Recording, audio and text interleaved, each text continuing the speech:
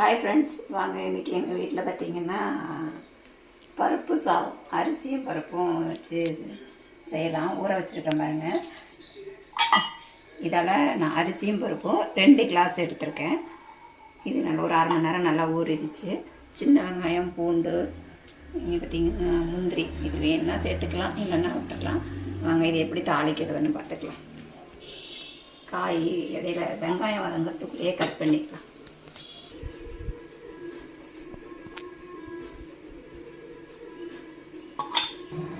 நான் எண்ணெய் கொஞ்சம் ஊற்றிருக்கேன். கொஞ்சம் பார்த்திங்கன்னா நெய் சேர்த்துக்கலாம். சாம்பார் சாதம்னாலே நெய் தானே.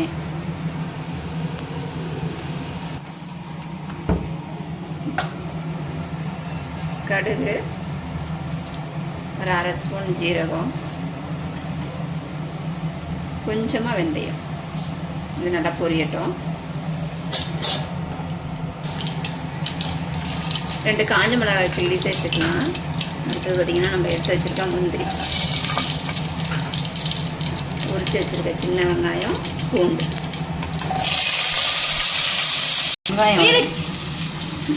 வெங்காயம் வதங்கிறதுக்குள்ளே தக்காளியை கட் பண்ணிக்கலாம். இதுக்கு அவ்வளோ சும்மா தானே நின்று.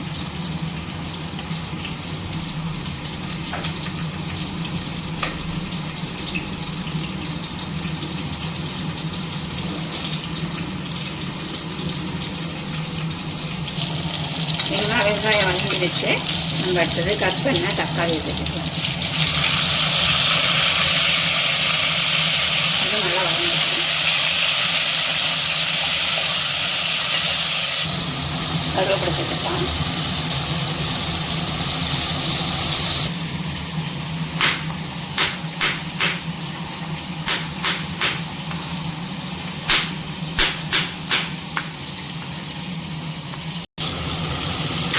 வெங்காயமெல்லாம் வதங்கறதுக்குள்ள காயெல்லாம் கட் பண்ணிக்கலாங்க. நான் கேரட்டு, உருளைக்கிழங்கு, பீன்ஸ்லாம் கட் பண்ணியிருக்கேன். ஈஸியாக செஞ்சிடலாங்க. தக்காளி வெங்காயம் வதங்கிறதுக்குள்ளே நம்ம காயை கட் பண்ணிக்கலாம்.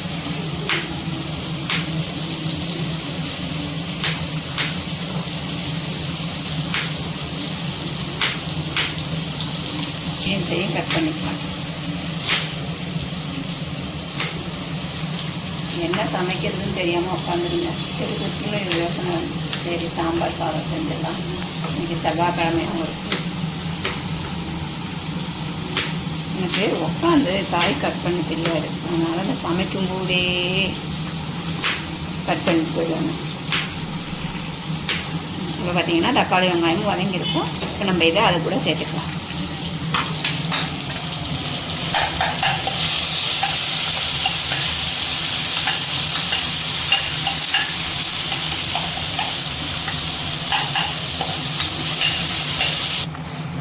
நம்ம கட் பண்ணி வச்சுருக்க காயை இது கூட சேர்த்து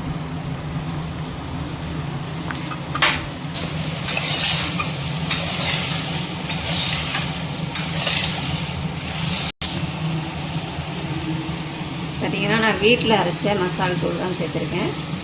இப்போ இதை கூட சேர்த்துக்கலாம். காரத்துக்கு தகுந்த மாதிரி சேர்த்துக்கோங்க.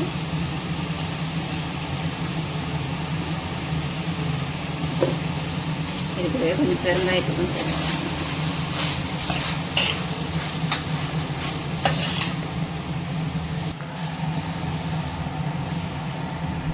கூட நம்ம லெமன் சைஸ் புளி ஊற வச்சுருந்தாங்க, அதையும் இது கூட சேர்த்துக்கலாம். ரொம்ப சேர்க்க வேண்டாம், கொஞ்சமாக. ஏன்னா தக்காளி சேர்த்துருக்கோம் இல்லையா.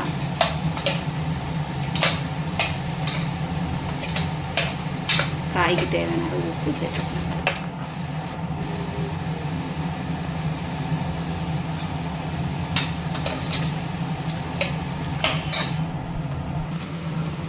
இப்போ நம்ம ஊற வச்ச அரிசியும் பருப்பையும் அது கூட சேர்த்துக்கலாம்.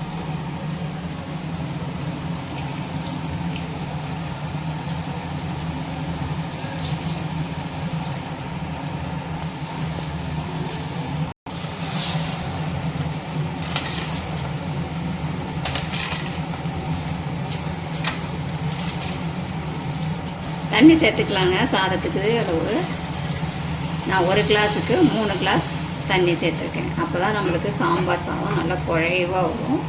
இப்போ உப்பு சேர்த்துக்கலாம்.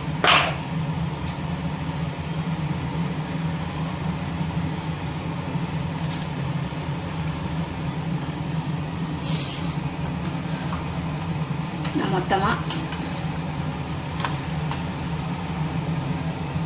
மொத்தமாக 6 கிளாஸ் தண்ணி சேர்த்துருக்கேன். ஒரு கிளாஸுக்கு 2 கிளாஸ் தண்ணி, 3 கிளாஸ் தண்ணிங்கிற மாதிரி சேர்த்துருக்கேன். அப்போ தான் நம்மளுக்கு சாம்பார் சாதம் நல்லா குழன்னு நல்லா வெந்து வரும். இப்போ இதை மூடி போட்டு ஒரு 5 விசில் 6 விசில் நல்லா தாராளமாக விட்டு இறக்கிக்கலாம்.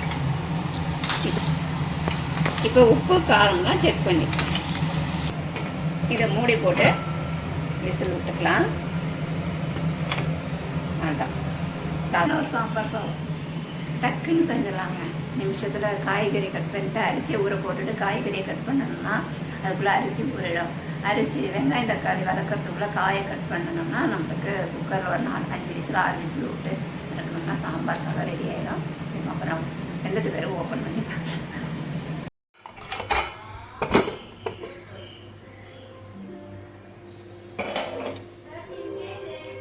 சூப்பராக வந்துருக்கு பாருங்க சாம்பார் சாதம். இது அப்படியே நம்ம கிளறி விட்டுக்க வேண்டியதான். உங்களுக்கு ரொம்ப திக்காக இருந்துச்சுன்னா கொஞ்சம் நல்லா தண்ணியை கொதிக்க வச்சு இதில் ஊற்றி கிளறுங்க, டேஸ்ட்டு நல்லாயிருக்கும். இதில் 2 ஸ்பூன் நெய் விட்டுக்கலாம்.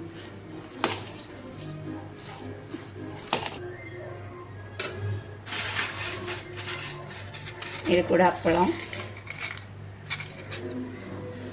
ஊறுகாய் எடுத்துகிட்டு வந்துடுறேன். அவ்வளோதாங்க, எங்கள் வீட்டு சாம்பார் சாதம் ரெடி ஆகிடுச்சு. ஊறுகாயும் வச்சாச்சு, அப்புறமும் பறித்து வச்சாச்சு. அருமையான சாப்பாடு. வீடியோ பிடிச்சிருந்தா லைக் பண்ணுங்கள், ஷேர் பண்ணுங்கள், கமெண்ட் பண்ணுங்கள், மறக்காமல் சப்ஸ்கிரைப் பண்ணுங்கள். பக்கத்தில் ஒரு பெல் பட்டனையும் அழுத்துங்க. அப்போ தான் நான் போடுற வீடியோ உங்களுக்கு உடனேக்கு ஒன்று வந்து சேரும். டாட்டா பாய். இன்னொரு வீடியோவில் சந்திப்போம். பாய்.